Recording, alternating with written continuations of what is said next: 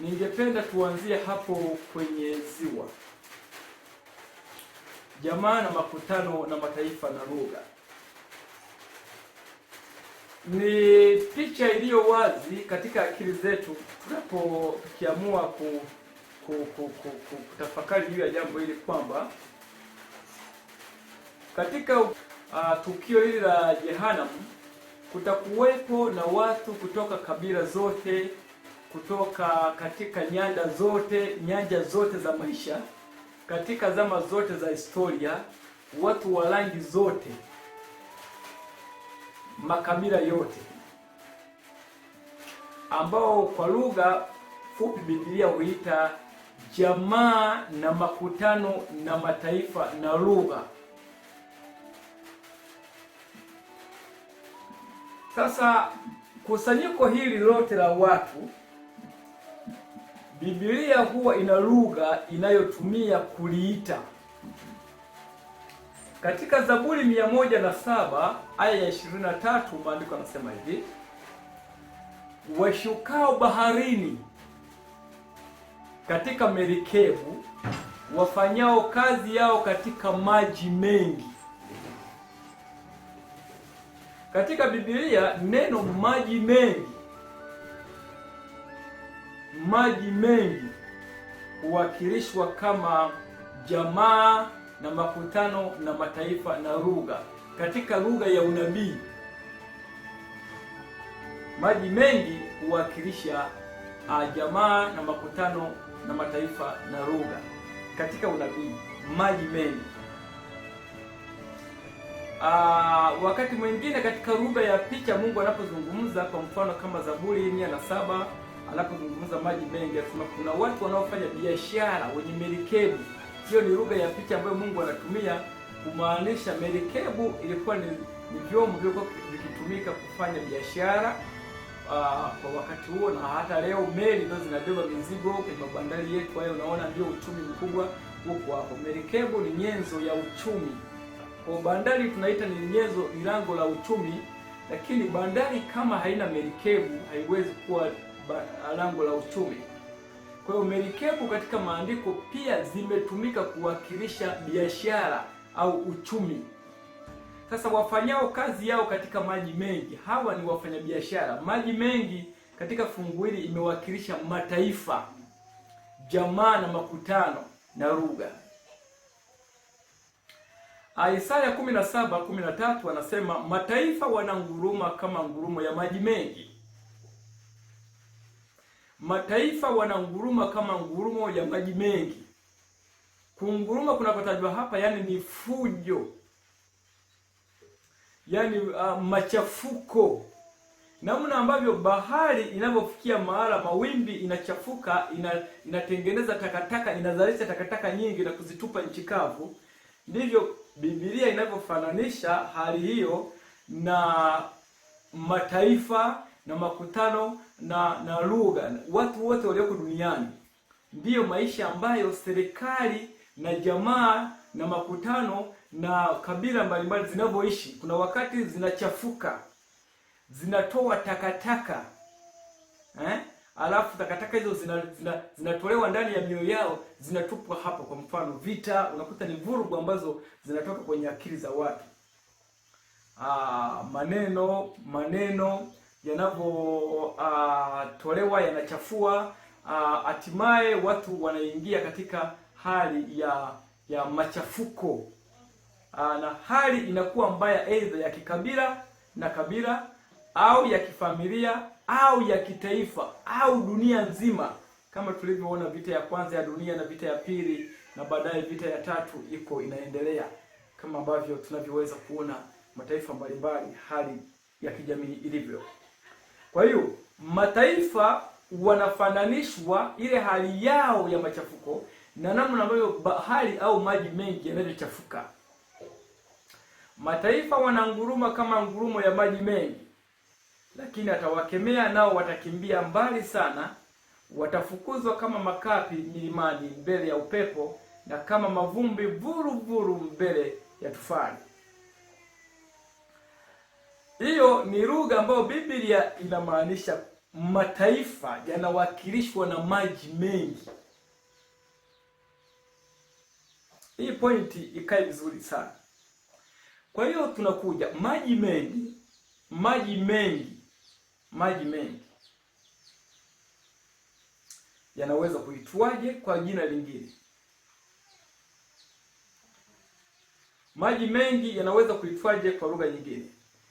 Ufunuo wa Yohana sura ya 17 aya ya kwanza akasema, akaja mmoja wa wale malaika 7 wenye vile vitasa 7, akanena nami akisema, njoo huku, nitakuonyesha hukumu ya yule kahaba mkuu aketie juu ya maji mengi. Okay, naendelea. Okay, maji mengi yanamaanisha nini? Maji mengi, Ufunuo wa Yohana huo 17:15 anaendelea kusema, kisha akaniambia, yale maji uliyoyaona, yani yale maji mengi, hapo aketipo yule kahaba, ni jamaa na makutano na mataifa na lugha. Kwa hiyo maji mengi huwakilisha jamaa na makutano na lugha. Hiyo point ni ya msingi sana. Kwa hiyo jamaa na makutano na lugha na mataifa huwakilishwa kwa maji mengi. Sasa maji mengi yanaweza kuwa nini?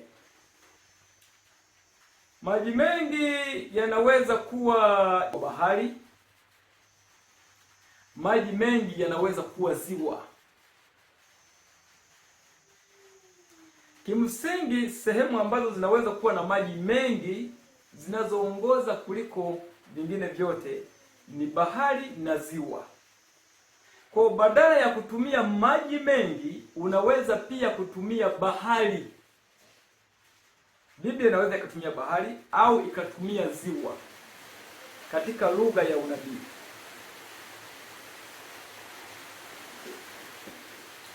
Kwa bahari na ziwa ndipo mahali penye maji mengi.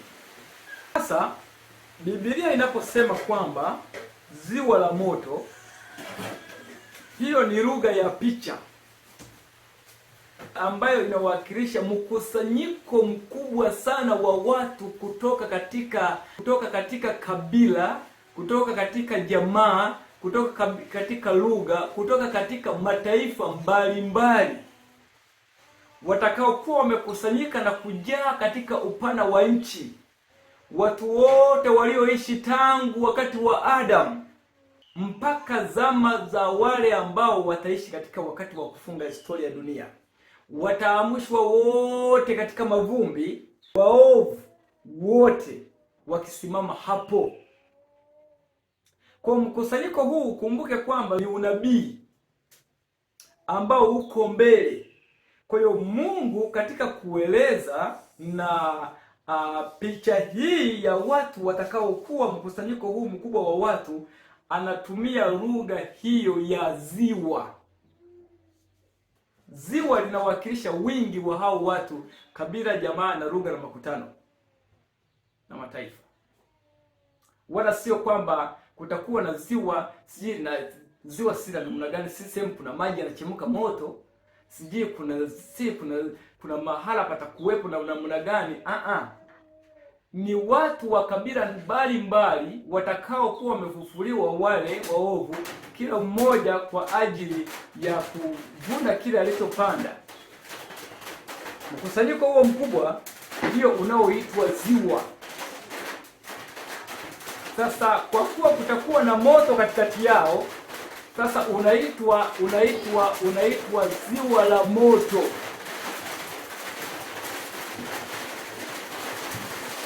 Sasa huo moto ndio tunaenda kuangalia. Je, ni moto upi?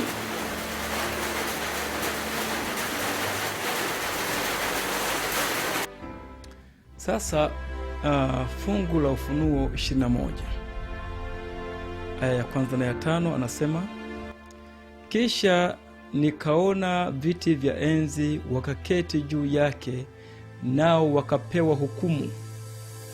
Nami nikaona roho zao waliokatwa vichwa kwa ajili ya ushuhuda wa Yesu na kwa ajili ya neno la Mungu, na hao wasiomsujudia yule mnyama wala sanamu yake, wala hawakuipokea ile chapa katika vipaji vya nyuso zao wala katika mikono yao, nao wakawa hai, wakatawala pamoja na Kristo miaka 1000.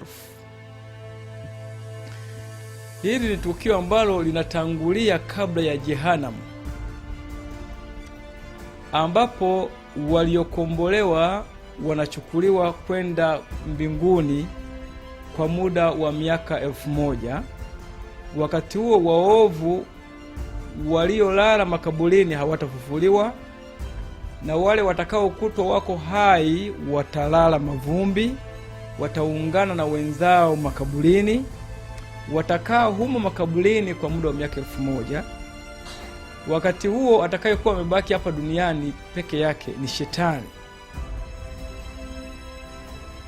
Aya 5 anaendelea kusema hao wafu waliosalia hawakuwa hai hata itimie ile miaka 1000. Huo ndio ufufuo wa kwanza. Heri na mtakatifu ni yeye aliye na sehemu katika ufufuo wa kwanza.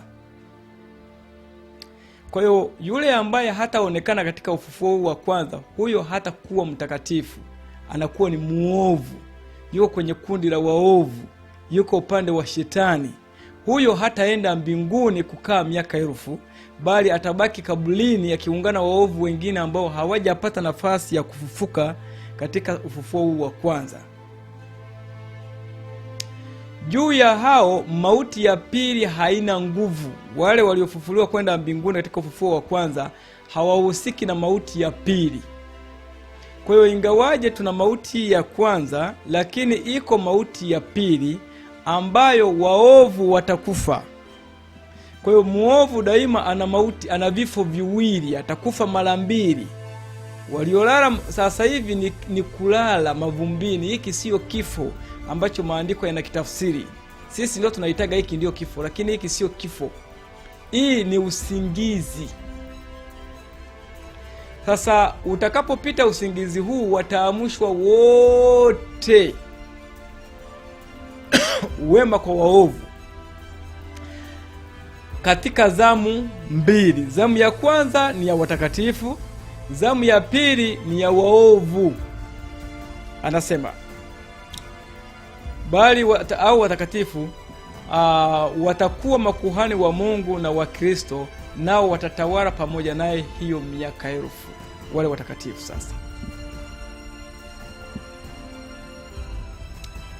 sasa hali ya dunia ndani ya miaka 1000, watakatifu wamechukuliwa, wamepelekwa mbinguni kwa muda wa miaka 1000.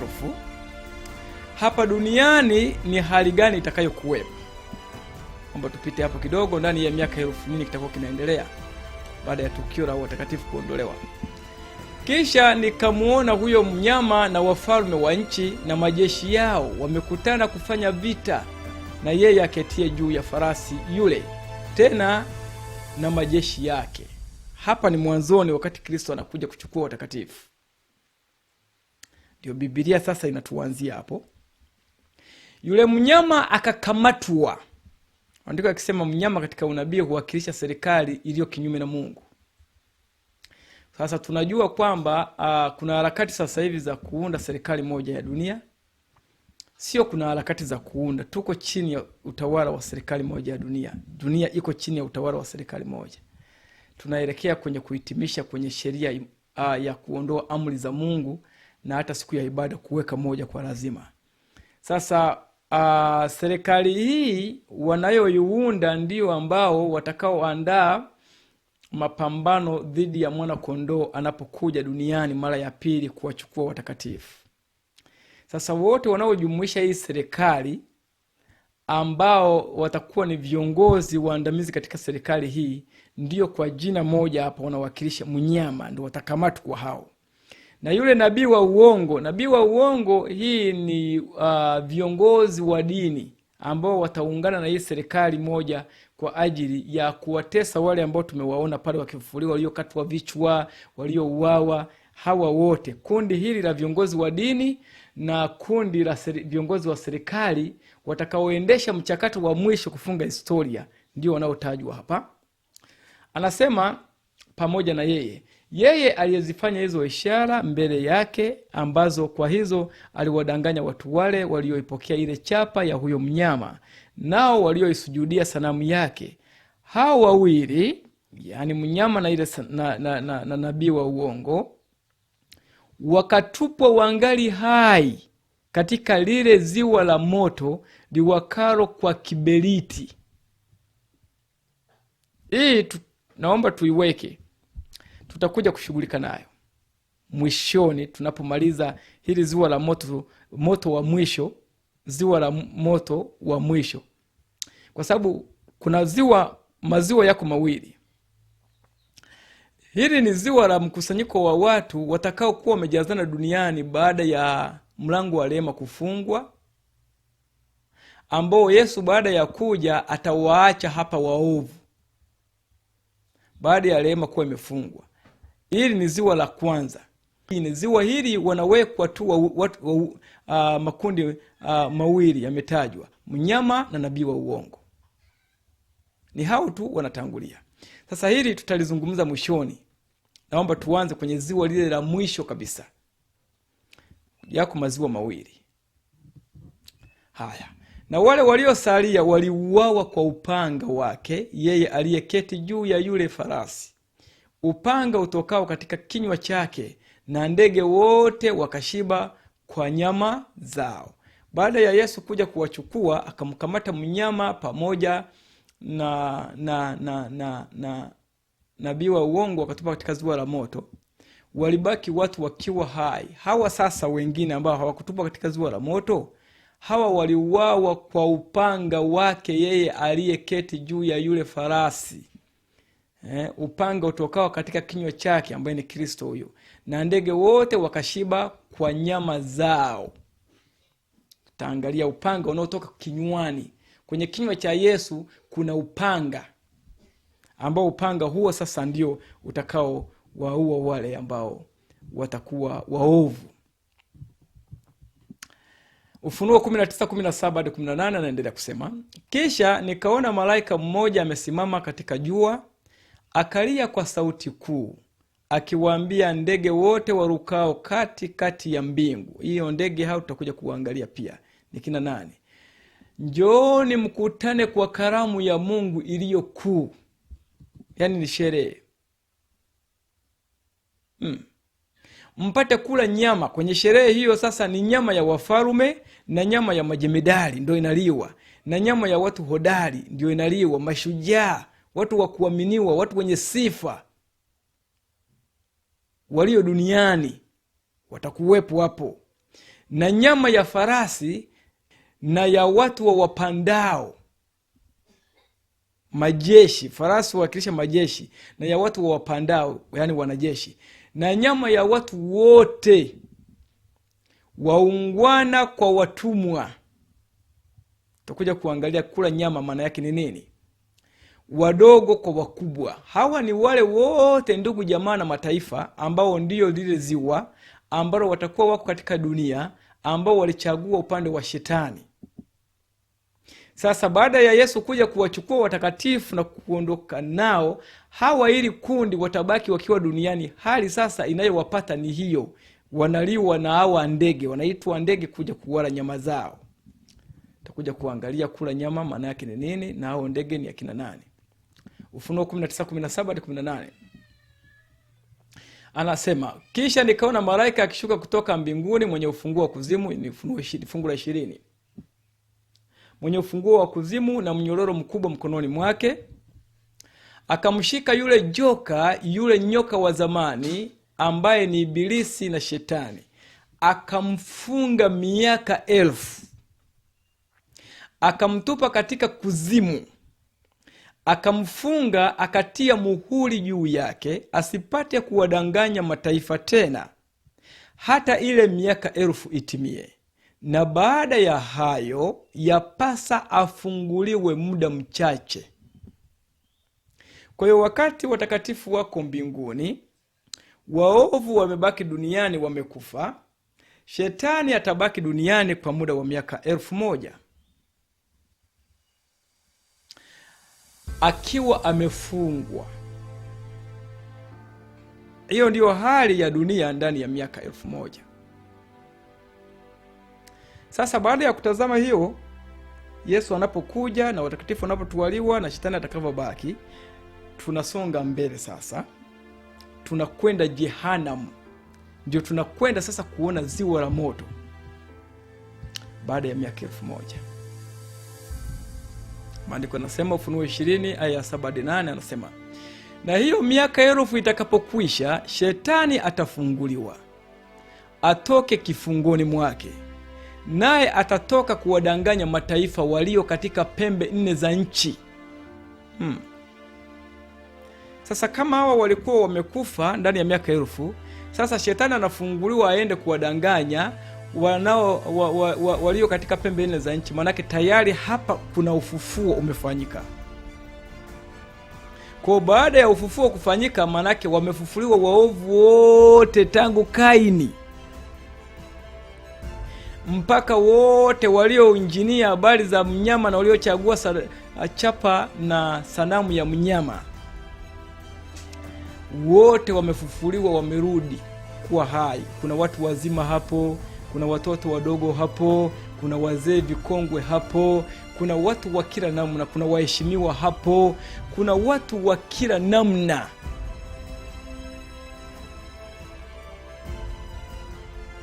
Wako hapo.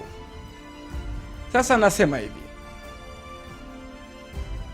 naye atatoka kuwadanganya, shetani baada ya kufunguliwa, kuwadanganya mataifa walio katika pembe 4 za nchi. Gogu na Magogu wanaitwa hivyo, Gogu na Magogu, kuwakusanya kwa vita, ambao hesabu yao ni kama mchanga wa bahari, huwezi kuhesabu.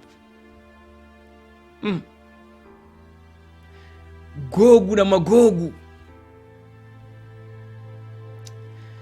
Anasema hivi, bahari ikawatoa wafu waliokuwamo ndani yake, waliofiomo barani wakiwa waovu, nao wanatolewa. Na mauti na kuzimu ikawatoa wafu waliokuwamo ndani yake, waliokufa vifo vya kawaida tu ikawatoa, wakatolewa wote, wakafufuliwa, wakahukumiwa kila mtu kwa kadiri ya matendo yake. Uliiba, ukahukumiwa. Vyote, kila tendo ulilotenda lililokuwa sio sawa, watu wakahukumiwa kulingana na matendo. Sasa hapa iko mitazamo ya kwamba watu watasimamishwa, na kuna video wanarekodi, watu wanaweka huko, pato naangalia. Zile zinapotosha kwamba watu watasimama, Mungu yuko pale, wanasomewa kwenye kitabu. Ukishasomewa unakamatwa, unaenda kutupwa katika shimo refu huko, moto unawaka, malaika wanaenda kutumbukiza huko. Hizo ni sarakasi tu ambazo sio lugha ambayo maandiko yanayozungumza.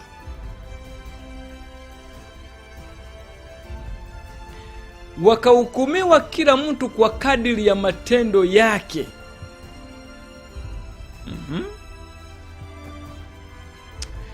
Anasema wakapanda juu ya upana wa nchi, yani jiografia yote ya dunia, wakajaa watu, wakaizingira kambi ya watakatifu na mji huo uliopendwa. Tunaelewa kwamba hapo baada ya miaka 1000 Yesu atakuwa amerudi duniani. Anapokuja kuwafufua waovu, atakuja na mji mtakatifu Yerusalemu, na watakatifu watakuwa humo ndani. Sasa wanapofufuliwa waovu, wakiwa tayari wamehukumiwa kwa ajili ya kuingia katika ziwa la moto, hawakubali. Kumbuka maandiko yanasema kwamba shetani alipofunguliwa alienda kuwadanganya tena. Sasa hawa watu wanadanganyika tena, shetani anawakamata tena akili. Anasema wakaizingira kambi ya watakatifu na mji huo uliopendwa. Moto ukashuka katika hatua hii ya kwenda kuzingira huo mji mtakatifu. Sasa wauangamize ili wauteke uwe wao. Na hapana shaka kama watafaulu, wangefaulu kuuteka kweli ukawa wao, mule ndani kungetokea umwagaji damu. Watakatifu mule wangeuawa, na Yesu tena angeuawa upya, angeuawa tena. kama wangefaulu. Lakini hawafaulu kwa sababu walikwisha kushindwa. Shetani alikwisha kushindwa, hawafaulu. Maandiko yanasema moto ukashuka kutoka mbinguni ukawala. Sasa ndipo ambapo akili ya mwanadamu huwa inaruka tu moja kwa moja kutafsiri maandiko kama inavyoelewa siku zote. Na hilo ndio tatizo ambalo liko katika upande wa maandiko haya. Sasa tutaenda kuangalia moto huu unaoshuka kutoka mbinguni kwa Mungu. Tunasema hivi, katika ufalme wa Mungu hakuna vitu vya kuumizia, hakuna silaha za kimwili. Na Yesu haja tuonyesha kwamba Mungu ana tabia ya kuunguza watu na moto. Ndiyo maana wakati walipomshauri kwamba ashushe moto uangamize wale watu wa pale, Yesu alikataa. Akawaambia, hamjui ni roho wa namna gani mliye naye. Kwa hiyo roho anayetawala mbinguni, ambaye ni roho wa Mungu, hawezi kuunguza wanadamu kwa moto. Hiyo Bwana Yesu alikataa. Na maandiko niendelee kukumbusha kwamba katika somo tulilopita tumeangalia kwamba ili kufahamu kitakacho waua wa dhambi, tazama Kalvari. Ili kuona namna ambavyo Mungu atashughulika na wadhambi siku ya mwisho waovu, tazama Kalvari. Usipotazama Kalvari ndio umeenda. Kifo kile cha Kalvari ni kifo ambacho Yesu amekufa badala ya mwanadamu muovu.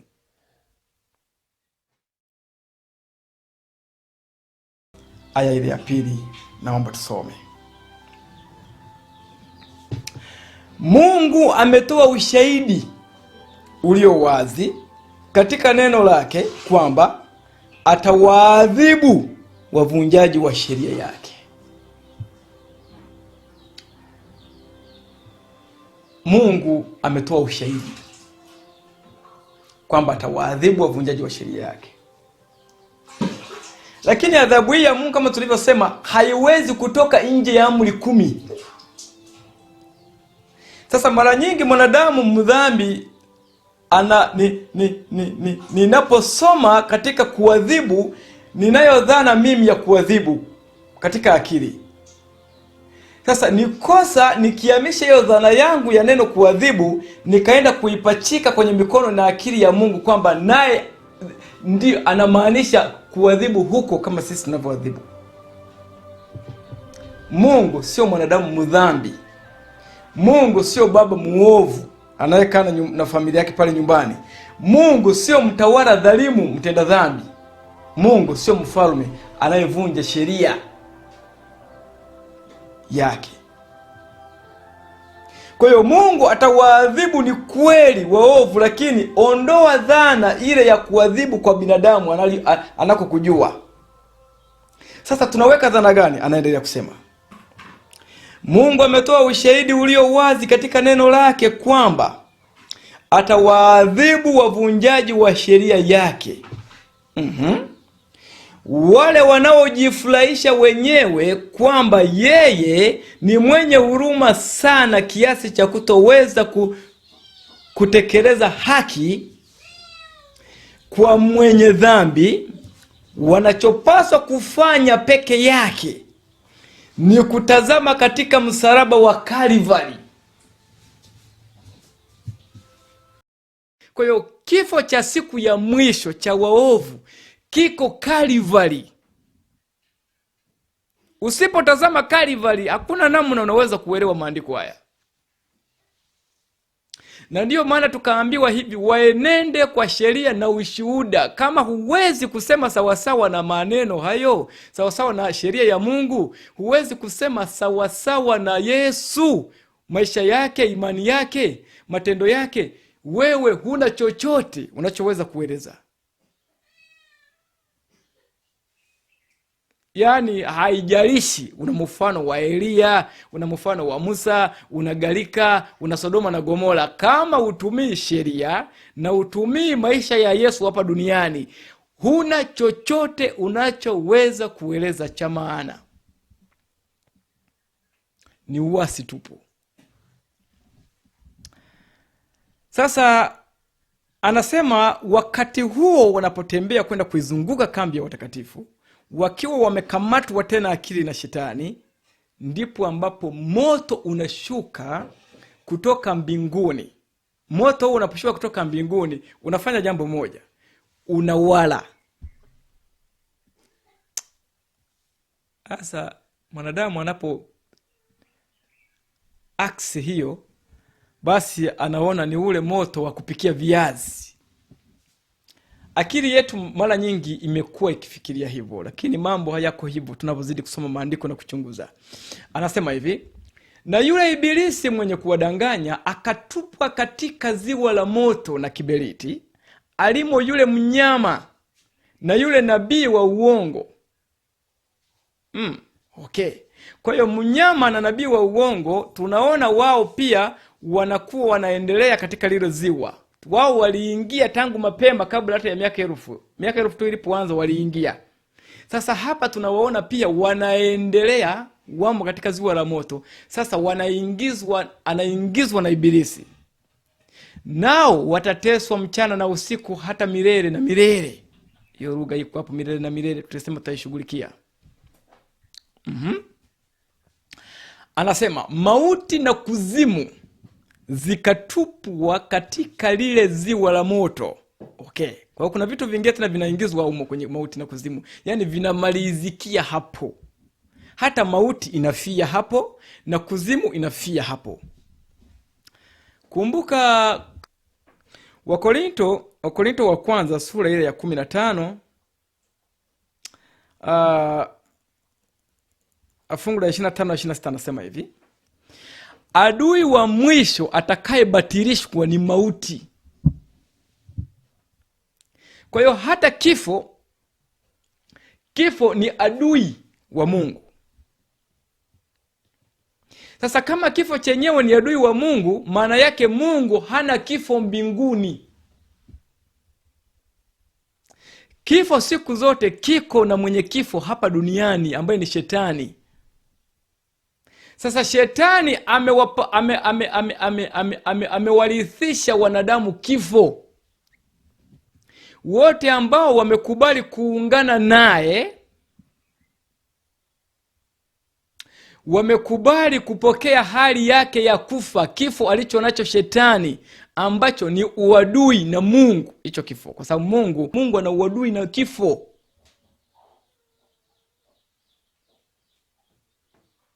Yesu deni alilolipa ni deni la kifo. Sasa kama Yesu alilipa deni hilo tayari lilikuwepo au ndio lilikuwa linaenda kukopwa? Kifo cha mtu, tayari mtu alikuwa amekufa, ana kifo. Sasa Mungu alifanya kulipa kifo. Wale watakaopokea yale malipo ya kifo lazima wafuate Yesu anavyowaambia ili wasije kufa tena. Sasa waliokataa kifo chao kipo. Kwa hiyo kitakachofanyika ni nini? Maandiko yanasema mauti na kuzimu zikatupwa katika lile ziwa la moto. Hii ndiyo mauti ya pili, yani hilo ziwa la moto. Sasa ziwa tumesema huwakilisha kusanyiko la watu wengi, hawa Gogu na Magogu, waliojaa kama mchanga wa bahari katika uso wote wa dunia, wakiwa wamejaa wakapanda juu ya upana wa nchi, yani dunia nzima. Ndiyo ambao wanaenda kupata mauti hii ya pili, ambayo sasa hii ndiyo mauti halisi ambayo Yesu aliwafia wanadamu, ambayo Yesu aliwafia, lakini hawakukubali kujitoa ili kuendana na vile Yesu alivyokuwa amekuja kuwaokoa. Kwa hiyo kifo chao wao hakijasuluhishwa, hakihesabiwi kwa Yesu. Kwa hiyo inabidi wakipate kama kilivyo.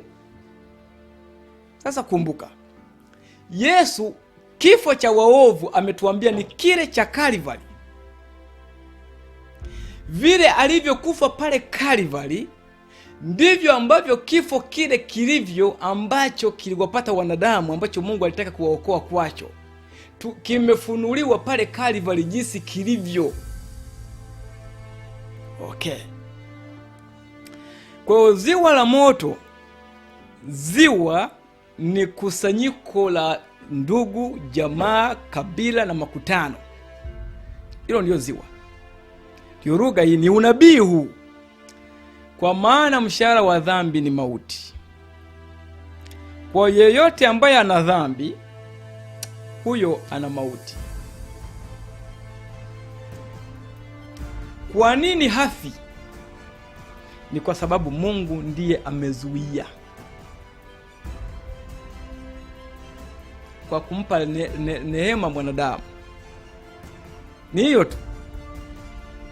Lakini haina maana kwamba mwanadamu kifo chake hakipo. Kipo.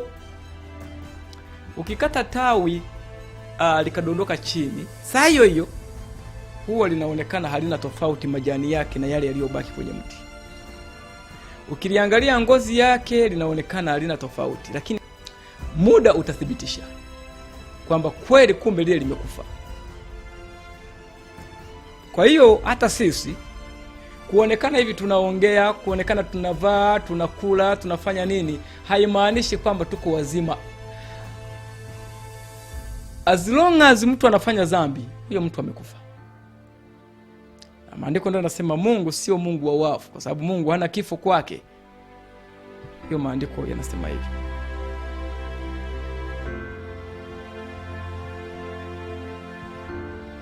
Naomba tuendelee. Sasa moto gani ambao utashuka kutoka mbinguni?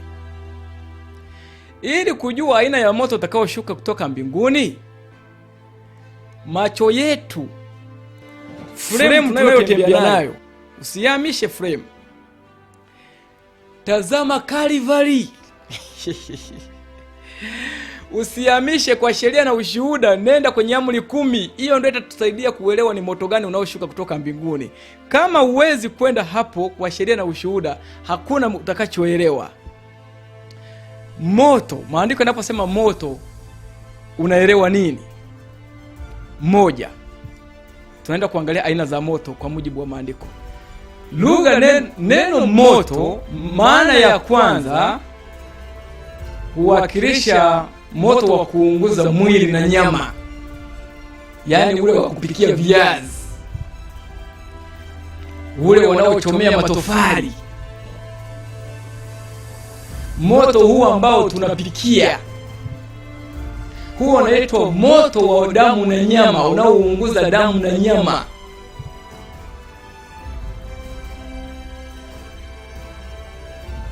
Huo ndio umekaa sana kwenye akili zetu, ndio tunaelewa. Huo kila mtu anaujua. Kimsingi huu ni moto ule unaoujua wanadamu, ambao wanadamu wanaujua.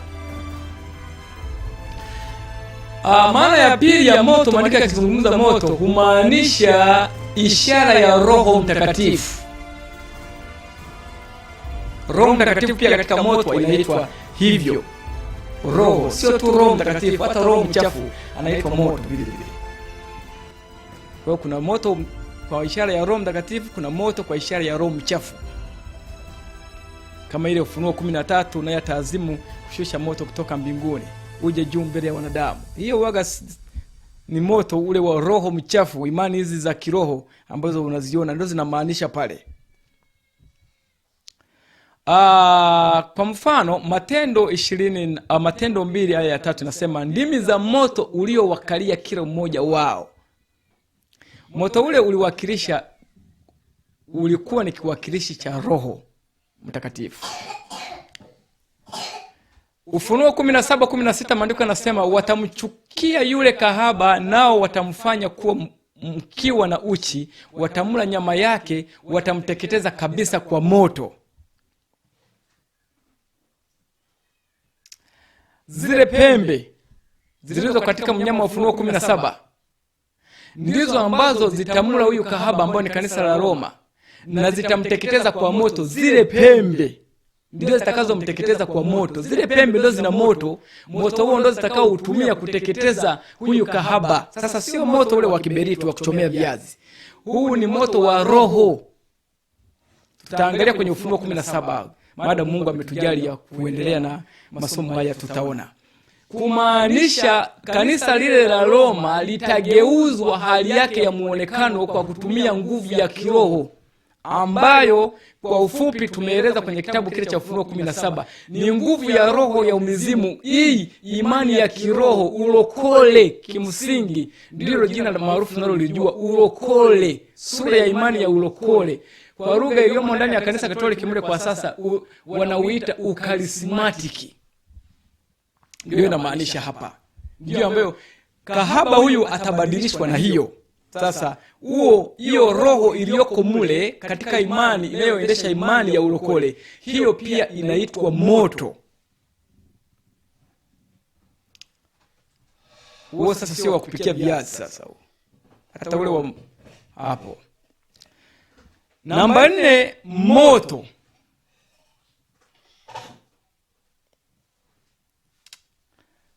Huwakilisha pia neno la Mungu. Neno la Mungu pia ni moto. Kwa maandiko yanaposema moto, lazima upime ni moto gani unaozungumzwa hapo. Unaweza kuwa moto kwa ishara ya roho, unaweza kuwa moto kama huo wa kupikia viazi, unaweza kuwa moto kama neno la Mungu. Mfano Luka 12:49 anasema, nimekuja kutupa moto duniani. Yeye ni Bwana Yesu huyu hapa. Na ukiwa umekwisha washwa, ni nini nitakalo zaidi? Yesu aliondoka duniani akiwa ameacha moto. Na moto huo aliuacha ukiwa unawaka. Kwa Injili, neno la Mungu, sheria ya Mungu pia ni moto.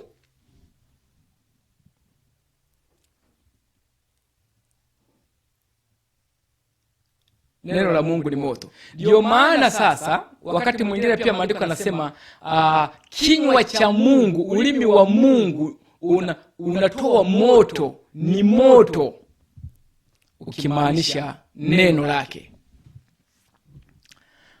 Tusonge mbele tena. Isaya 30:27 anasema, tazama jina la Bwana linakuja kutoka mbali sana, linawaka kwa hasira yake, kwa moshi mwingi sana unaopaa juu. Midomo yake imejaa ghadhabu na ulimi wake ni moto ulao. Sasa hapa ndio maandiko yanaposema kwamba Mungu ni moto ulao, basi wanadamu akili zinavutwa kwenda kwenye ule wa kupikia viazi. Hapana bwana, sio kweli. Mungu hana moto huo wa kupikia viazi katika mdomo wake, katika ulimi wake. Hapana, hiyo huwakilisha neno la Mungu.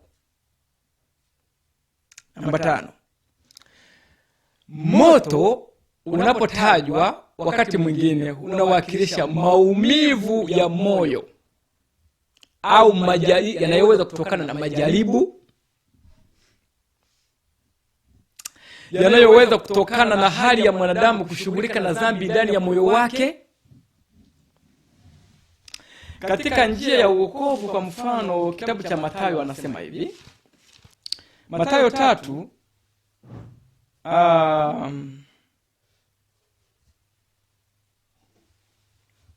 fungu la 11 hadi 12 anasema, kweli mimi nawabatiza kwa maji kwa ajili ya toba, bali yeye ajaye nyuma yangu ana nguvu kuliko mimi, wala sistahili hata kuvichukua viatu vyake.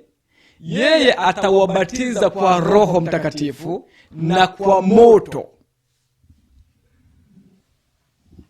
Yesu anawabatiza watu kwa Roho Mtakatifu na anawabatiza watu kwa moto. Kwa moto sasa hapa maanishi ishara ya Roho Mtakatifu. Roho ameshatajwa kwa namna yake kama roho. Sasa moto hapa ni kitu kingine, ni maumivu ya ndani ya moyo. Yeyote anayemfuata Yesu lazima akabiliane na maumivu ya ndani ya moyo, maumivu ya kiakili. Katika kushindana na dhambi unapojaribiwa, katika kukataliwa na jamaa yanapokupata mambo kama hayo, katika kuteswa kwa ajili ya Kristo, unadhulumiwa, wakati mwingine unaamua kuacha kutoshindana na watu waovu, unaamua kujinyima, unasikia yote hayo, unaachana na mambo mbalimbali. yote yale yanaumiza akili katika kuyastahimili. Kama Yohana anapopelekwa gerezani mpaka nafikia mahali anawaza, huyu kweli ni Yesu kweli, mwana huyu ni Masihi, mbona haji kuniona huko gerezani? Anawaambia wanafunzi, nendeni mkamuulize ni yeye kweli au tumungoje mtu mwingine. Hali ile ya mashaka. Yeyote aliyemwamini Yesu katika dunia hii anapoendelea kukua katika hatua mbalimbali za Ukristo, maisha yake yote yamejaa maumivu. Maisha yake yote yamejaa maumivu ya fikra, katika kujitenga na kila aina ya uasi aliyokuwa nao, katika kukabiliana na majaribu mbalimbali yanayomjia, anapata maumivu, anaumia katika fikra. Sasa hapo ndipo kushiriki mateso ya Kristo. Unapoumizwa na kiakili kwa sababu ya imani ulio nayo, baada ya hilo tendo ukilishinda kwa kulistahimili, wewe unakuwa umekomaa, unapiga hatua nyingine ya kiroho kwenda juu. Sasa huo ndio ubatizo, unazaliwa upya kiroho. Huo ndio ubatizo ambao unaishi kwa Mkristo maisha yake yote. Na ubatizo pia wa Roho ni umwendelezo, anayekuongoza kimsingi kustahimili hayo majaribu, kustahimili huo moto na kupita katikati ya huo moto ukatoka ukiwa mshindi. Huwa ni Roho Mtakatifu. Kwa ubatizo wa Roho na ubatizo wa moto ni vitu ambavyo ni endless, visivyo na ukomo, mpaka Yesu anakuja. Kila siku Mkristo anazaliwa kiroho, anakomaa, anakuwa hatua. Kila siku Mkristo anapambana na majaribu, anaumia. Ni vitu visivyokoma mpaka Yesu anakuja. Watakaomalizia hao ni wale 144 pale katika kitabu ya Yakobo. Watamalizia na maumivu ya kiakili ambao ni moto. Kwa hiyo pale pia watashinda. Hiyo ndio hatua ya mwisho. Baada ya hapo watafutwa machozi kama tutakavyoona baadaye. Petro waraka wa kwanza katika sura ya 4 fungu la 12 hadi 16 anasema hivi: wapenzi, msione kuwa ni ajabu ule msiba ulio kati yenu unaowapata kama moto, ili kuwajaribu. Lengo la huo msiba unaowapata kama moto ni kuwajaribu, kama vile dhahabu inavyochomwa ili isafike iwe safi. Ndivyo maandiko yanavyotumia wakati mwingine. Anasema kana kwamba ni kitu kigeni. Kumbe kupata maumivu haya ya fikira ya kiakili ambayo yanaumiza kama moto sio kitu kigeni kwa Mkristo kiwapatacho. Lakini kama mnavyoyashiriki mateso ya Kristo, furahini, ili na katika ufunuo wa utukufu wake mfurahi kwa shangwe. Baada ya kuwa mmepitia hayo yote, Yesu atakapokuja mtafurahi kwa shangwe. Mkilaumiwa kwa ajili ya jina la Kristo, ni heri yenu, kwa kuwa Roho wa utukufu na wa Mungu anawakalia. Maana mtu wa kwenu asiteswe kama muuaji au mwivi au mtenda mabaya, au kama mtu ajishughulishaye na mambo ya watu wengine. Lakini ikiwa kwa sababu ni Mkristo, asione haya, bali amtukuze Mungu katika jina hilo. Kwa hiyo moto unapotajwa katika maandiko, wakati mwingine huwakilisha mateso, maumivu ya moyo, majaribu. Hiyo namba 5 tumeangalia. Anaendelea kusema moto kama maumivu ya moyo kwa hatia ya dhambi uliomuua Kristo pale Kalvari. Hii namba 6 hapo tunaweza tukaweka. Moto kwa lugha nyingine, katika sehemu nyingine, huwakilisha maumivu ya moyo yanayotokana na hatia ya dhambi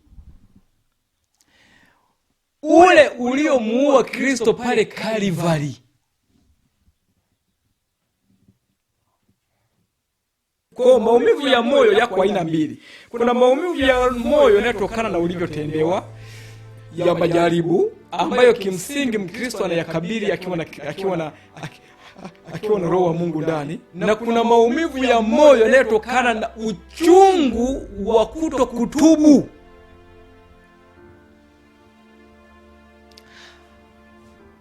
haya maumivu ya moyo yanayotokana na uchungu wa kutokutubu ndio moto ambao huo sasa ndio uliokuwa pale Kalvari, uchungu wa kutengana na Mungu,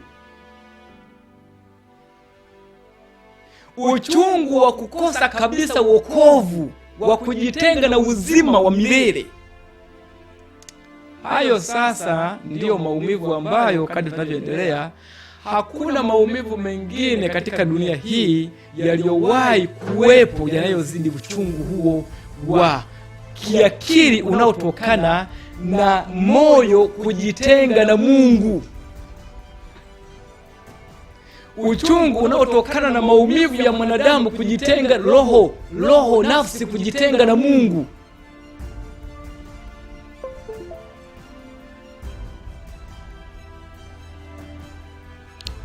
Hakuna maumivu yanayozidi hapo, ambayo sasa hali hiyo ya kujitenga na Mungu inapokuwa inampata mwanadamu, anakuwa analia, anaona kilichomfanya ajitenge na Mungu ni nini, anaona maovu yake yote yanakuja aliyokosea.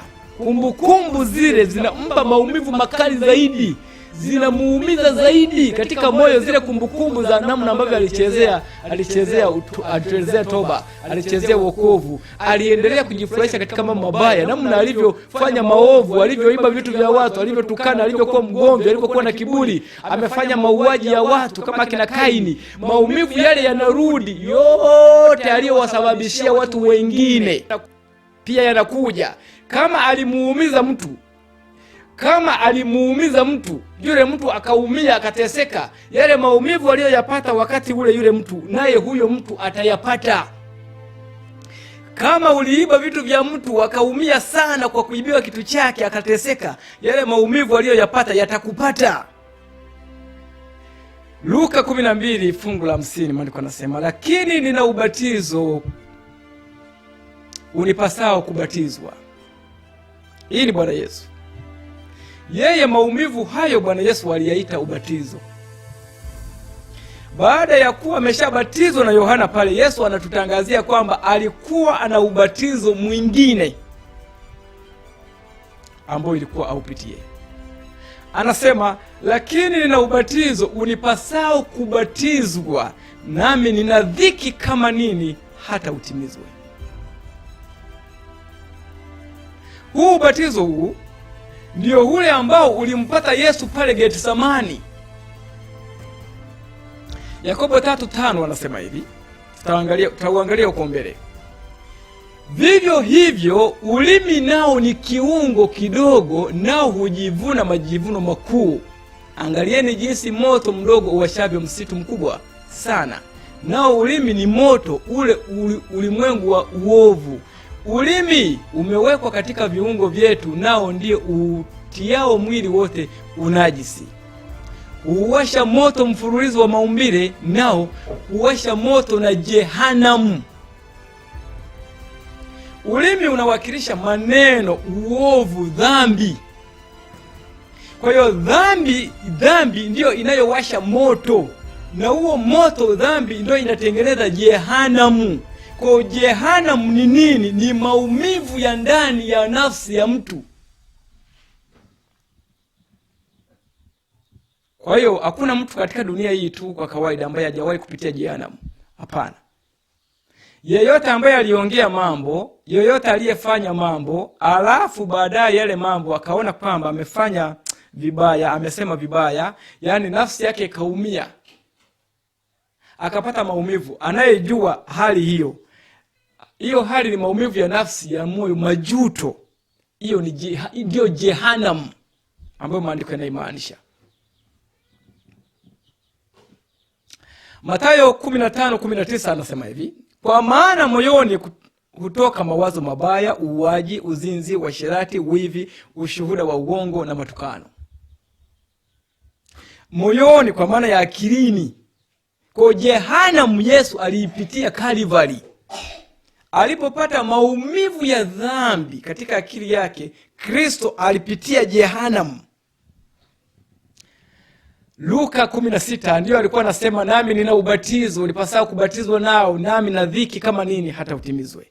alikuwa anamaanisha hicho. Luka 16:24, akalia akasema, baba Ibrahimu, nihurumie, umtume Lazaro achovye nche ya kidole chake majini, au burudishe ulimi wangu, kwa sababu ninateswa katika moto huu. Huyu mtu huyu katika mfano ule wa yule tajiri na yule masikini Lazaro, naye yeye anaonyesha hali anapotaka kupozwa ni kwenye ulimi, akiwakilisha kumbukumbu ya maneno yake. Maana maandiko yanasema hivi, kwa maneno yako utahesabiwa haki na kwa maneno yako utahukumiwa. Kwa ulimi ndio unaoongoza kutenda dhambi, kuwatendesha wanadamu dhambi nyingi mno. Ndio ambao unaongoza kutengeneza jehanamu. Ndio umetumika hapa kama mfano na kama kielelezo kwa kuwakilisha maneno. Kwa maneno ya Mungu nao ni moto unaokula dhambi, lakini maneno ya mwanadamu ni moto ambao unaangamiza mwanadamu. Ni kama tulivyo na fimbo ya Musa pale Misri, na tuna fimbo za wale kina Yane na Yemble. Zote zinakuwa nyoka, lakini nyoka mmoja ni wa kuokoa, nyoka mwingine ni wa kuangamiza. Ndivyo ambavyo iko moto. Kuna moto ambao ni wa kuteketeza dhambi, na kuna moto ambao wenyewe unaangamiza nafsi za watu, unazitenga nafsi na Mungu. Okay. Sasa andiko letu tulipotokea pale, moto ukatoka juu mbinguni kwa Mungu. Tusisahau kutazama Kalvari, tunarudi kuangalia moto wa kuunguza mwili na nyama. Uko pale Kalvari. Moto wa maumivu ya moyo, je, uko pale Kalvari? Moto kama ishara ya roho, je, upo pale Kalvari?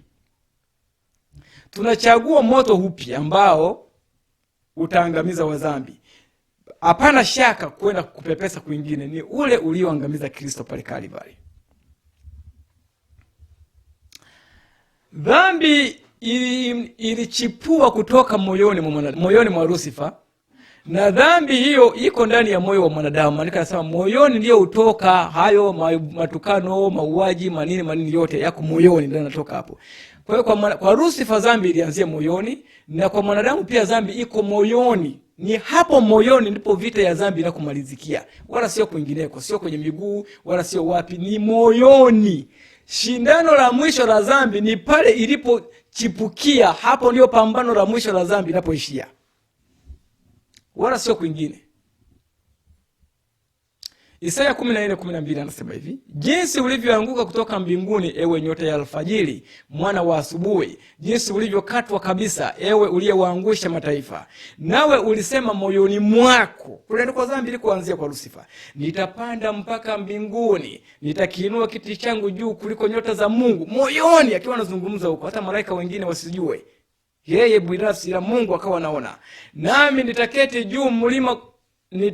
juu ya mlima wa mkutano katika pande za mwisho za kaskazini. Moyoni hapo anaongea. Nitapaa kupita vimo vya mawingu. Moyoni hapo anaongea. Nitafanana na yeye aliye juu. Hayo ni mawazo ya Lucifer, mpaka anadanganya malaika wenzake wasijue lengo lake. Moyoni ndio Lucifer alikuwa anawaza hayo mawazo.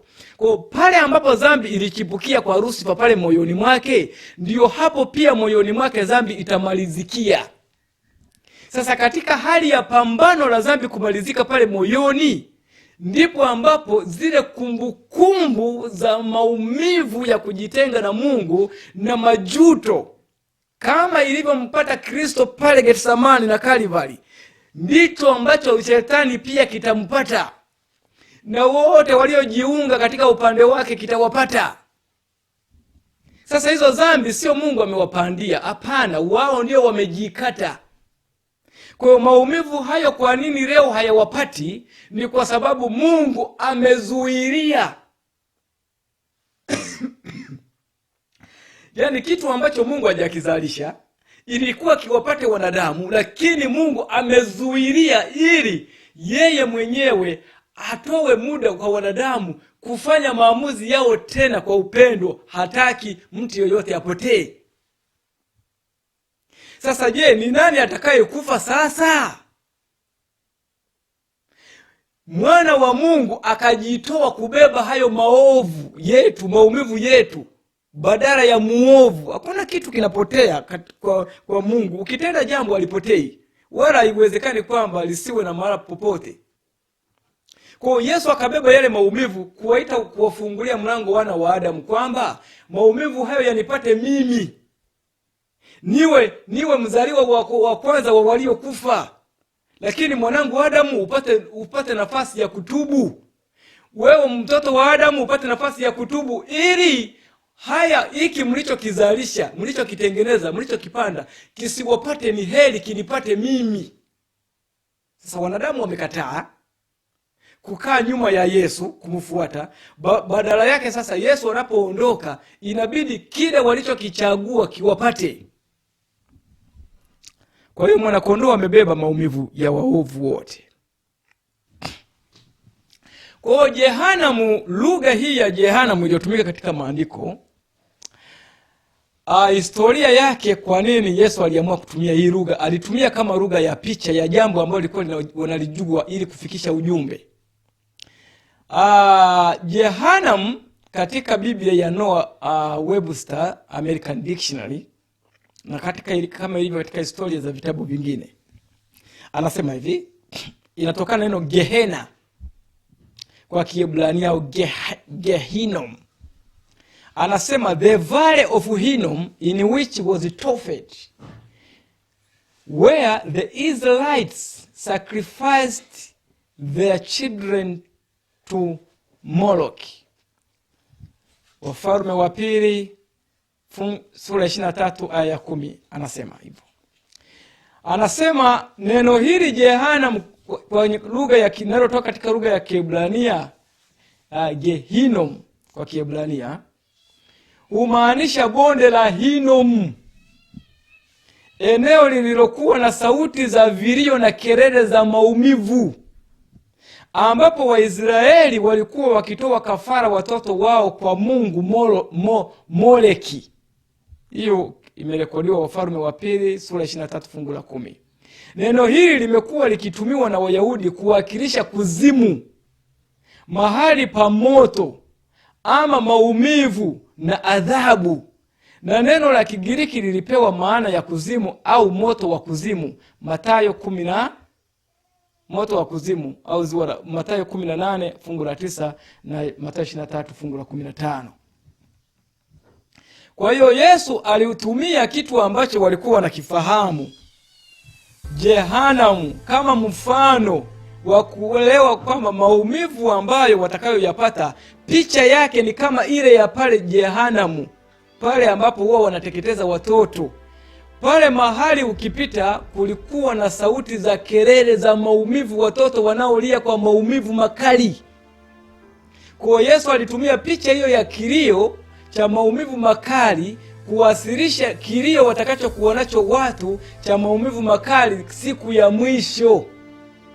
Hakumaanisha kwamba kutakuwa na kuunguzwa watu moto wa kuni wa kupikia viazi, hamna.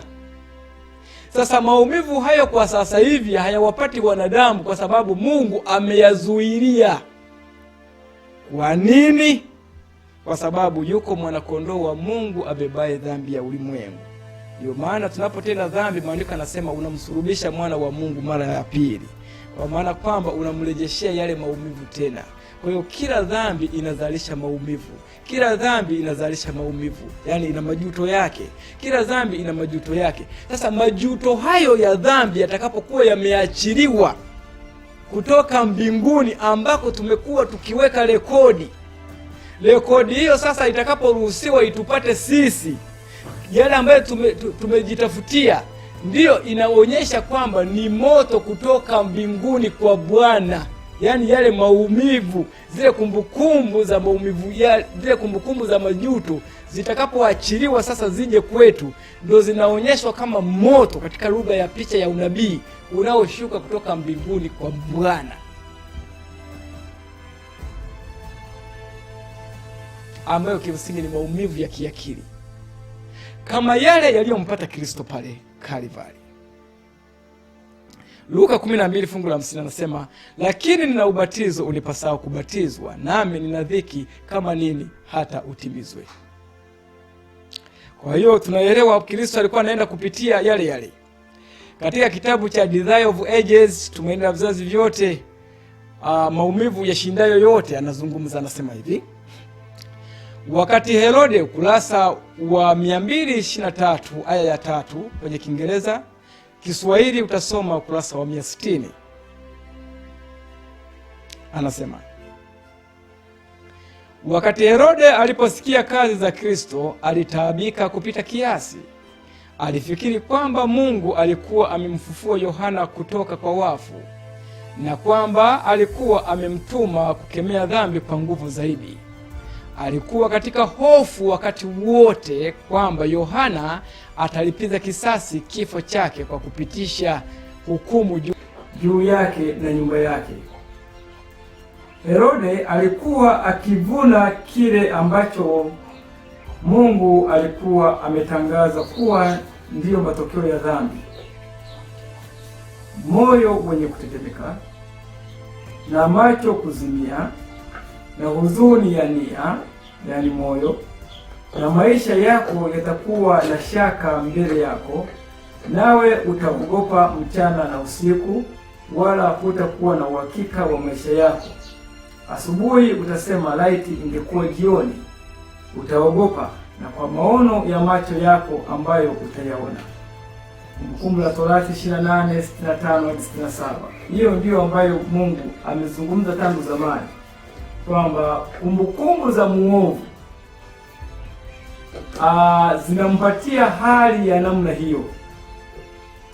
Kwa hiyo kama hii hali ndio inayowapata waovu wanapokumbuka maovu yao walioyafanya ambayo yanashtua mioyo, hii ndio itakuwa sehemu ya hali itakayowapata waovu wote katika lile ziwa la moto. Mawazo ya mwenye dhambi mwenyewe ni washtaki wake. Kwa hiyo mwenye dhambi hushitakiwa na mawazo yake, ndio itakuwa inamhukumu kwa ndani. Kwa tunaposema hukumu ya mwisho ni juu ya mawazo yetu, matendo yetu. Mwanadamu atahukumiwa na maneno yake, atahukumiwa na matendo yake, atahukumiwa na mawazo yake. Hivyo ndio vitamhukumu. Hiyo ndio tunayoita hukumu ya Mungu, hukumu ya mwisho. Kimsingi si Mungu anayehukumu. Maandiko yanasema Mungu hamhukumu mtu yoyote.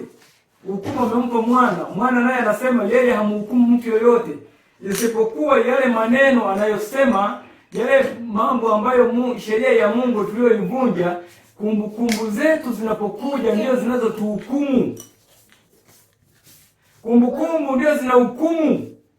Dhamiri ndani inalalamika, inaumia. Inakukumbusha, unakumbuka wakati ulipotumia kiburi. Inakukumbusha wakati ulipokanyaga ukweli.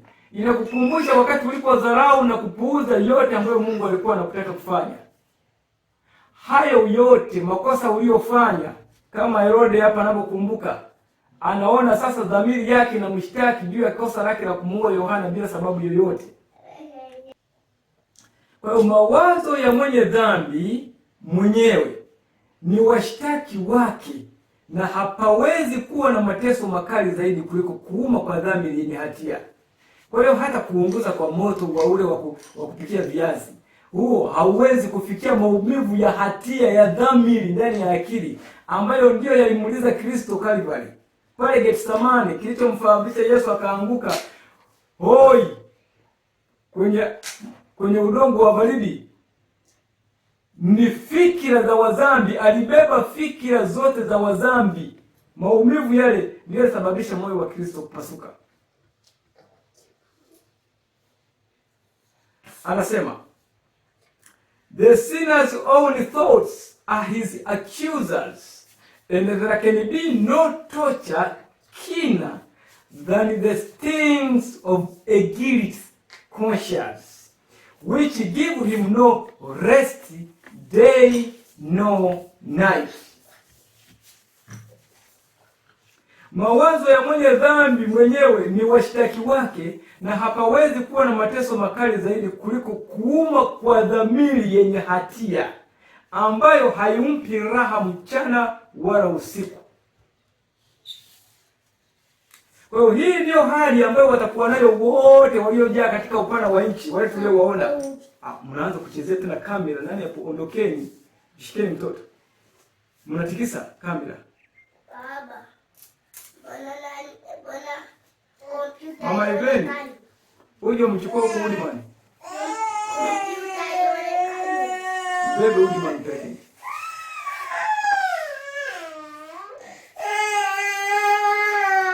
Kompyuta ionekane.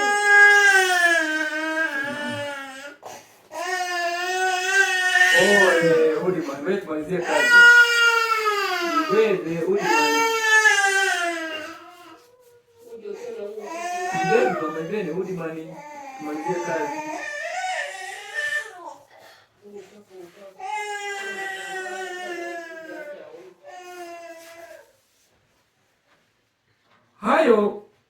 Hiyo ndiyo hali ambayo waovu wote watakayokuwa nayo, na ndiyo hali iliyomuua Kristo pale Kalvari. Anasema ndivyo ilivyo na dhambi, kama haitaangamizwa itamwangamiza mdhambi, kama vile vile shetani alivyolibuni ndivyo itafanya. Kwa hiyo namna ambavyo kule moyoni shetani alipoibuni dhambi kule moyoni, katika akili alipokuwa akiwaza, ndivyo dhambi itakavyomwangamiza mdhambi kule kwenye akili. Hii ni manuscript ya 16 ukurasa 273 aya ya 3. Hii inaungana na fundisho la kwenye hema. Shetani alikuwa hauawi na mtu yoyote. Shetani alikuwa anakamatwa na mtu mwenye nguvu, mbuzi wa Zazeli, anaenda kutupa huko polini. Kwa hiyo atakaye shetani ni mawazo yake, ni kumbukumbu za mawazo yake ya dhambi. Zitakapokuwa zimeachiliwa kumbukumbu zake, naye anabebewa dhambi na mwana kondoo. Maumivu yake naye imebebwa na mwana kondoo. Naye atakapoachiliwa mfurushi lake alilotengeneza, maumivu yale ndani ya akili yake, kumbukumbu zitakaporejea, yale mawazo na maumivu ambayo amewapandia watu wengine, namna amesababisha maumivu ya moto maelfu katika hii dunia. Chochote ulichomsababishia mtu, hicho kitu kitakurudia. Unajua dhambi yoyote ambayo mwanadamu ametenda dhidi ya dhambi, aidha dhamiri ya kwake au dhamiri ya mtu mwingine, ndivyo tunafanya dhambi.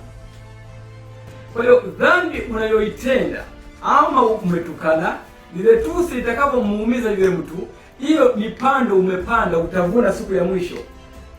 Kama umeumiza mtu yeyote, hilo umepanda. Hakuna dhambi. Alisema mtu mmoja siku moja, namsikia akisema, dhambi ni deni. Dhambi ni deni ambalo siku moja litalipwa. Hakuna jambo lolote unalomtendea mtu yeyote ambalo linamuumiza ambalo hutapata maumivu. What goes around comes around, Waingereza walisema. Kila kiendacho hurudi. Bwana Yesu akaongea kwa upendo, akasema, watendeeni watu yale mnayotaka kutendewa, kwa sababu kipimo unachopimia wengine ndicho utakachopimiwa. Kwa wakati Herode anaumia, anaenda kuhutubia mikutano yake, anajifanya kuvaa joho limenyooshwa vizuri, nje huku watu wanamuona kwamba ni mtu muungwana, anajidai kucheka, lakini ndani ana mzigo mkubwa wa maumivu ambayo hayasimuliki. Usiku analala, anawaza, fadhaa ina kumbukumbu zinakuja za mawazo, namna ambavyo alimuua Yohana bila kosa. Alichokuwa amemwambia ni cha dhahiri, lakini yeye akamtendea vile aliyomtendea. Hii ni sehemu tu ya muonjo ambao Herode alikuwa nao, lakini atakabiliwa na hukumu hiyo tena ya mawazo yake hayo siku ya mwisho, na mengine mengi aliyofanya. Na hii ni sura tu ya waovu wote.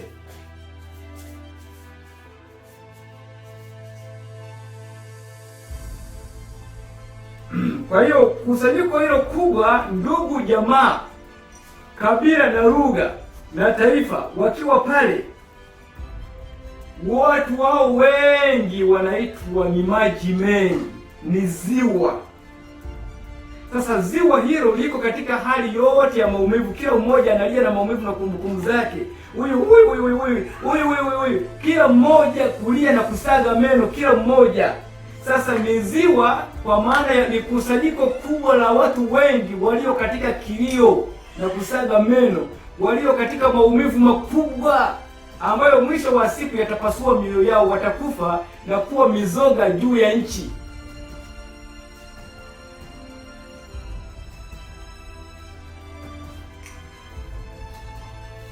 Shahidi aliye mwaminifu Yesu Kristo ametuhubiria hicho Kalvari, Getsemani mpaka Kalvari. Kwa hiyo Ufunuo sura ya kwanza aya 5 anasema shahidi aliye mwaminifu, mzaliwa wa kwanza wa waliokufa na mkuu wa wafalme wa dunia, yeye atupendaye na kutuosha dhambi zetu katika damu yake.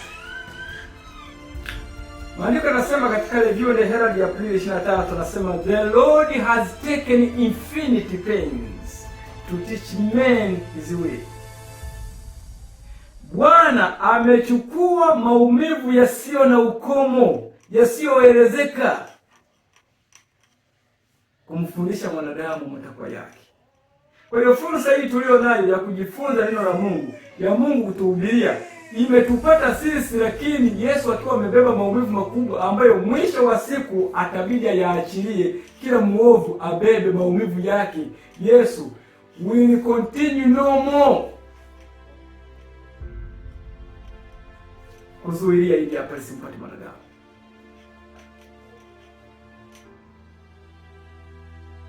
Alikuwa karibu kuwaacha, alitaka kuchukua mizigo yao na kuiweka juu ya Baba, awaangalie na kuwatunza, wakati yeye akipitia uzoefu mkubwa na jaribio la maisha yake kama mkombozi wetu. Ateseke kwa uchungu mkubwa sana katika majira yake yote ya usaliti huo na uchungu wake katika bustani. Wakati kikombe kilipowasilishwa kwake akinywe, wakati kilipotetemeka mkononi mwake, je, ajitoe kafara kama mhalifu wa dhambi za uumbaji wote? Je, akinywe kikombe hicho cha uchungu kama utengano ambao ungempata hata aachane na baba yake katika maumivu ya kusulubiwa kwake kwa ajili ya uzito wa dhambi, na hata kutoka kwa baba yake katika uchungu wa kusulubiwa kwake kwa sababu ya uzito wa dhambi za ulimwengu na tabia yake ya kuchukiza? Na je, anapaswa kubeba hiyo ikiwa inawezekana kwa mwanadamu anaweza kuokolewa na pasipo na ulazima wa yeye kupitia kwenye kipindi hicho? Mwana kujitenga kutoka kwa baba yake kwa sababu ya dhambi. Kwa sababu waovu watajitenga na Mungu siku ya mwisho, lazima mwana apitie experience ya Musa. Sasa kule kujitenga kwa Musa, yeye anakaa pale. Kujitenga kwa Elia, anakaa pale. Kujitenga kwa Cyprian, Kristo abebe maumivu yale yote, yabebe yeye, ili Cyprian sasa asiwe na deni, aweze kuokolewa. Yote hayo yalimpata mwana wa Mungu pale Kalvari, pale Getsemani. Wakati yeye akipitia uzoefu mkubwa na jaribio la maisha yake kama mkombozi wetu, ateseke kwa uchungu mkubwa sana katika majira yake yote ya usaliti huo na uchungu wake katika bustani, wakati kikombe kilipowasilishwa kwake akinywe. Kwa kikombe tunachokiona kinachosemwa, kile kikombe ndiyo yale maumivu. Bwana Yesu akitafakari kuyapokea yale maumivu katika akili yake, ni jambo lililomgharimu kutafakari mara mbili. Ikafikia mara kuona, je, hakuna uwezekano mwingine wa mwanadamu kuokolewa bila njia hiyo ya yeye kupata maumivu? Tuendelee. Mwana wa Mungu aliinama katika mtazamo wa maombi katika bustani ya Getsemani. Uchungu wa roho yake ulilazimisha kupitia matundu ya vinyweleo vyake jasho kutoka kama matone makubwa ya damu. Hapa ndipo hofu ya giza kuu ilipomzunguka. Hii hofu ndio itazunguka pia waovu. Dhambi za ulimwengu zilikuwa juu yake. Wale ambao hawatatubu, dhambi hizo zitakuwa juu yao wenyewe. Alikuwa akiteseka badala ya mwanadamu kama mvunja sheria ya baba yake. Hapa palikuwa na tukio la jaribu zito. Nuru takatifu ya Mungu ilikuwa inapungua kutoka kwenye macho yake, na alikuwa akipita katika mikono ya nguvu za giza. Katika uchungu wa nafsi yake alilala kifudifudi katika udongo wa baridi. Alikuwa akitambua kukunja uso kwa babaye. Alikuwa amekitwaa kikombe cha mateso kutoka kwa midomo ya mtu mwenye hatia, na akapendekeza kukinywa yeye mwenyewe, na badala yake ampe mwanadamu kikombe cha baraka. Ghadhabu ambayo ilikuwa imwangukie mwanadamu sasa ilikuwa inamwangukia Kristo. Ni kutokana na sababu hii kwamba kikombe cha kutisha kilitetemeka mkononi mwake. Hiyo ni testimony, shuhuda kwa kanisa Gombo la Pili, sura 29 ukurasa 203 aya ya pili. Kwa hiyo kilio kile ambacho mwanadamu angekuwa nacho moyoni, Yesu kilimpata. Akajiweka katika viatu vya mtu muovu, katika fikira za mtu muovu, akapitia uzoefu wote wa mtenda dhambi, kuanzia Getsemani mpaka Kalvari. Anasema ilikuwa ni katika saa hii ya kutisha ya giza, uso wa baba yake ulikuwa umefichwa, majeshi ya malaika waovu yakimfunika, dhambi za ulimwengu zikiwa juu yake. Ndipo maneno yalipotoka midomoni mwake, Mungu wangu, mbona umeniacha? Kifo cha wafia imani hakiwezi kulinganishwa na uchungu aliyouvumilia mwana wa Mungu. Kifo cha wafia imani, kina Petro wamekufa miguu juu kichwa chini, kina nani wamechomwa ngozi, lakini maumivu yao hayawezi kulingana na maumivu hayo ya Yesu aliyoyapitia, ya maumivu ya dhambi. Tumeambiwa hivi, hakuna maumivu makali kupita maumivu ya hatia ya dhamiri. Kuulia kwamba baba yangu, Mungu wangu, mbona umeniacha, hakumaanishi Mungu hakuwepo pamoja na yeye. Ni kwa sababu giza linapofunika akili, ni udhihirisho mwanadamu kwamba amejitenga kutoka kwenye sheria ya Mungu milele. Kwa kutenda dhambi hawezi kumuona Mungu katika akili. Sasa jambo hilo pia lilimpata Yesu katika akili, lakini maandiko yanaonyesha Mungu Baba alikuwa pamoja na mwanawe karibu kabisa na msalaba pale, na malaika wote waliteremka kutoka mbinguni pale kwa uchungu. Lakini Yesu hawezi kumuona baba yake kwa sababu giza lile la dhambi limefunika kwenye akili yake. Kwa akahisi kwamba Mungu amemwacha, vile vile mzambi atakapohisi kuachwa. Ndicho kinachomuumiza Kristo. Haoni mbele wala hajui nini hatima yake itakayokuwa. Hivyo ndivyo maandiko yanaonyesha. Na ndio hali itakayowapata wadhambi. Hiyo ndio hali ya mtu anayefanya dhambi kutoka mikononi mwa Mungu. Kwa nini hali hiyo haitupati saa hii tunapotenda dhambi hivyo mara moja? Ni kwa sababu yuko mzaliwa wa kwanza wa waliokufa. Yeye alikinga maumivu haya yasije kwetu moja kwa moja. Tumepewa nafasi. Sasa ni nani anachukua hayo maumivu? Ni Mungu. Kwa hiyo kumbukumbu za dhambi zetu zitakapokuwa zimefunuliwa, yani zitakapoamshwa, na mlango huo unaotukinga utakapokuwa umeondolewa, sasa kila mwanadamu atapata kile kinachomstahili alichokipanda. The suffering of Christ, namba 169 ukurasa wa 14 aya ya pili. Shuhuda anaendelea, anasema maumivu yake ya kiakili kwa sababu ya hili yalikuwa ya nguvu sana, ambayo mwanadamu anaweza kufahamu lakini kwa uhafifu tu. Wengi wamepatwa na kifo kwa mateso ya polepole, wengine wameteseka kifo kwa kusulubiwa. Kifo cha mwana mpendwa wa Mungu kinatofautiana katika mambo gani? Ni kweli alikufa msalabani kifo cha kikatili sana, lakini wengine kwa ajili yake mpendwa wameteseka vivyo hivyo kadiri mateso ya kimwili yanavyohusika. Kwa nini basi mateso ya Kristo yalikuwa ya kutisha zaidi kuliko yale ya watu wengine ambao wametoa maisha yao kwa ajili yake? Mitume na watu wengine katika historia wameuawa kwa niaba kwa kujitoa kwa Yesu. Sasa kama Yesu alikufa msalabani, kuna wengi ambao wamekufa msalabani pia. Sasa kwa nini kifo chake ionekane kwamba ni dili zaidi kuliko cha watu wengine aliyokuwa nao wamekufa kama yeye? Nabii anasema hapa kwamba hayo ni walikufa mateso ya kimwili. Maumivu yao ni ya kimwili, sio ya kiakili. Utagundua wengine walikuwa wanakufa walikuwa wanaimba. Huwezi kuimba nyimbo za furaha alafu ukiwa na maumivu kwenye akili. Hicho kitu hakipo. Kwa maumivu yale ya kiakili Yesu alishachukua. Hao walikufa, maumivu hayapo. Anasema, ikiwa mateso ya kiroho yalijumuisha maumivu ya kimwili peke yake, basi kifo chake hakikuwa na uchungu zaidi kuliko kile cha wafia imani wengine. Lakini maumivu ya mwili yalikuwa sehemu ndogo tu ya uchungu wa mwana mpendwa wa Mungu.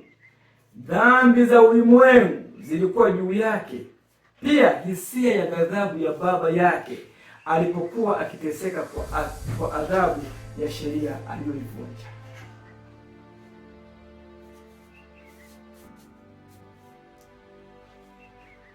Mdhambi atapata ghadhabu ya Mungu, yaani hasira ya Mungu, kwa maana kwamba hasira ya Mungu tumejifunza kwamba ni huzuni, Mungu kumwacha mwanadamu kwa huzuni. Mungu kumwacha mwanadamu kwa huzuni. Mungu kuruhusu matakwa ya mwanadamu aliyojichagulia ayampate au ayatende kwa huzuni. Kwa hata Mungu, Kristo anapolia, Baba Mungu wangu, Mungu wangu, mbona umeniacha? Mungu alikuwa na huzuni nzito sana saa hiyo. Na hata waovu watakapokuwa wanakufa, itakuwa Mungu ana huzuni kubwa sana waona watoto wake wapendwa wakiwa mikononi mwa shetani na wakipata maumivu. Shetani naye akipata maumivu, mzaliwa wa kwanza, mtoto mkubwa wa Mungu katika kazi yake yote ya uumbaji wa malaika. Shetani ndiye kazi ya Mungu ya kwanza, mzaliwa wa kwanza walioumbwa na Kristo ni shetani. Wa kwanza kabisa kuumbwa na Kristo ni shetani. Mungu hatafurahia. Hata watakatifu waliokombolewa hawatakuwa wakifanya sherehe. Hata wale watakatifu hawatafurahia, ndio maana watafutwa machozi. Baada ya hapo maandiko yanasema atawafuta machozi, yani huzuni ya moyo ile. Mungu itabidi awaondolee tena ile kumbukumbu, aifute, kwa sababu ni yenye kuumiza, yenye kutia huzuni. Watu watakapokuwa wanalia, hata ruhusu watakatifu wake baada ya hapo waendelee kuishi katika nchi mpya wakiwa na kumbukumbu za vile vilio vinaumiza mno.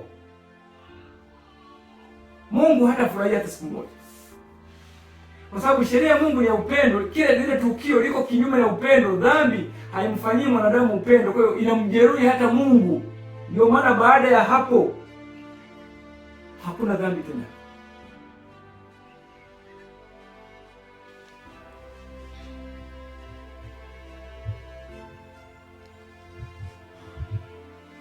Maandiko yanasema hatupaswi kujaribu kupunguza hatia yetu kwa kutolea udhuru dhambi. Lazima tukubali makadirio ya Mungu kuhusu dhambi, na hilo ni nzito kweli. Na hiyo ni nzito kweli. Kalvari pekee ndiyo inayoweza kufichua ukubwa mbaya wa dhambi. Kalvari tu ndio inafunua ukubwa wa ubaya wa dhambi. Kama tungelazimika kubeba hatia yetu wenyewe ingetusaga, lakini yeye asiye na dhambi amechukua nafsi yetu. Sasa kuna nukuu hii, naomba tumalize nayo. Katika mateso yake makali, Kristo hakuhisi uchungu wa maumivu dhidi ya Baba yake. Hakuhisi majuto kwa ajili ya dhambi zake mwenyewe, wala sio kwamba Mungu ndiye alimsababishia, wala kwamba ye dhambi zake binafsi, bali kwa ajili ya dhambi za jamii iliyoanguka. Lakini wale wanaokataa karama ya Kristo, siku moja watahisi uchungu wa majuto. Wale wanaokataa, pakeji yao itabaki kama ilivyo. Anasema utii kamili kwa sheria ya Mungu ndiyo sharti la wokovu. Wale wanaokataa jambo hili, wanaokataa kumpokea Kristo, watakuwa na uchungu dhidi ya Mungu, wakiadhibiwa kwa uasi. Sasa nani atakayekuwa na waadhibu? Adhabu iko ndani ya dhambi ile waliofanya, kumbukumbu ya dhambi zile walizofanya. Hiyo ndio inawaletea maumivu kwa kiwango kile kile walichowaumiza wengine kwa kutenda dhambi. Watahisi kukata tamaa na chuki. Huu utakuwa uzoefu wa wote ambao hawaingii katika mateso ya Kristo, kwa maana ni matokeo ya hakika ya dhambi inavyofanya ni hayo hayo. Kwa hiyo kuingia katika mateso ya Kristo ndio yale tuliyosoma kwenye moto ule ambao ni wa kujitenga na dhambi. Kupitia majaribu hapa duniani unashiriki mateso ya Kristo. Maandiko yametuambia wale ambao wanakwepa kujikana nafsi, wanakwepa kuachia maisha yao kwa Kristo, kwa sababu wanaogopa kutengana na vyakula wanavyovipenda, tabia wanazozipenda, maovu wanayoyapenda, mazoea wanayoyapenda, kwa sababu wanaogopa hizo changamoto, ndugu, jamaa, kuchukiwa na nini, kwa sababu hawataki kukua katika kutofautiana na mamlaka za dola kama mitume ilivyowakuta wakauawa na serikali. Wale wanaoogopa kufanya hivyo haiwasaidii. Watakutana na kitu kikubwa zaidi cha maovu ya kwao wao wenyewe, kitawapata.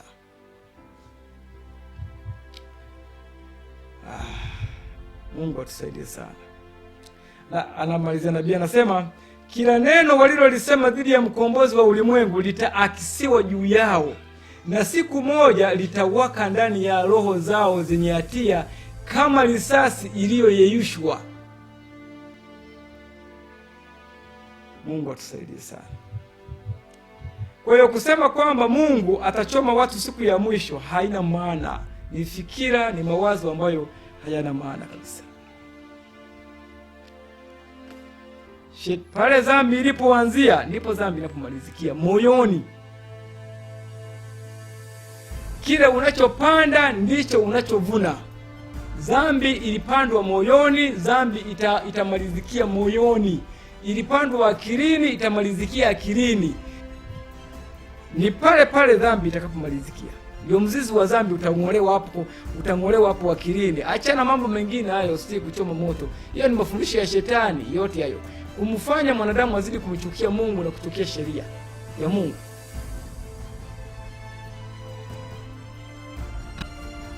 Kwa hiyo tunaona kwamba msingi mzima wa sheria ya Mungu, sheria yote ya Mungu, katikati yake imeshonwa na uzi mmoja. Huwa napenda kutumia lugha hiyo.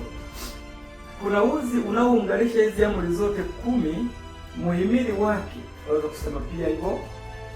Katikati ni upendo. Kwa hiyo upendo haumfanyii jirani neno baya, haupungui neno wakati wowote. Sisi kwetu tusijipime. Tukijipima sisi kwetu, kwa sababu binadamu anapungua, lakini Mungu habadiliki hata kwa nukta moja. Habadilishwi na tukio, habadilishwi na saa, habadilishwi na wakati.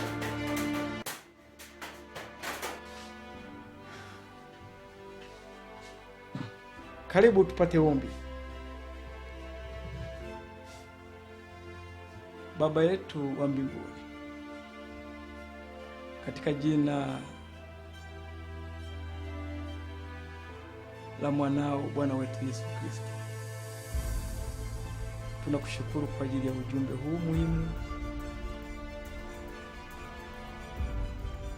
Utusamehe pale ambapo tumekufikiria wewe kuwa mkatili na muovu utakayewababua watu kwa moto.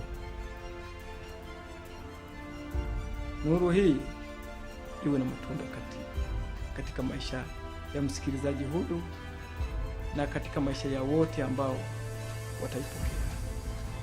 Ndilo ombi letu katika jina la mwanao Yesu Kristo.